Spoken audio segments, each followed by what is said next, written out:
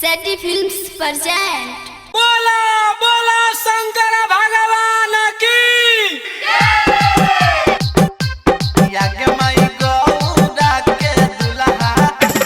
DJ विकास रीगा सीतामढ़ी।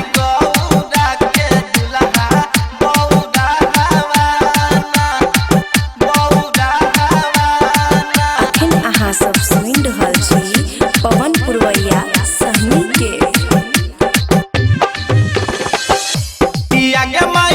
भूत के बराती संगे बसहावाना किया के माई भूत के बराती संगे बसहावाना किया के माई गौरा के दुल्हा बौरा हवाना किया के माई गौरा के दुल्हा बौरा हवाना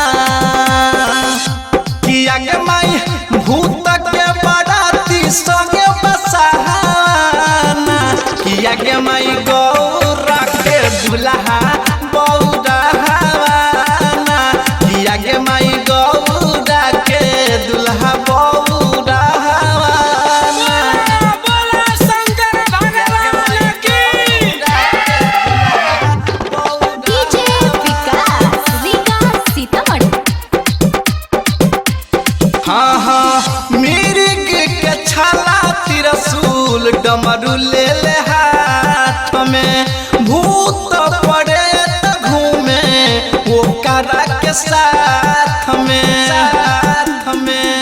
मेरे के छाला तिरसूल डमरू ले ले हाथ में भूत पड़े त घूमे वो करा के साथ में किया के माई देखो ही में सबा गजो पियावाना किया के माई गौरा के दुल्हा बौरा हवाना किया के माई गौरा के दुल्हा बौरा हवाना।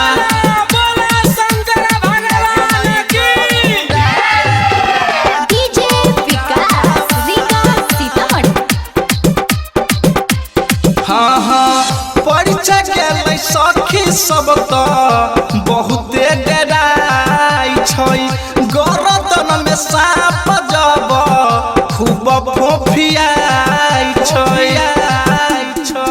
परिचय के सखी सब तो बहुते डराई छै गरदन में सांप जब खूब फोफियाई छै किया के माई पवन पुरवैया भजन सुनाबै छै गे आगे माई राइटर रवि लिखै छै भाजा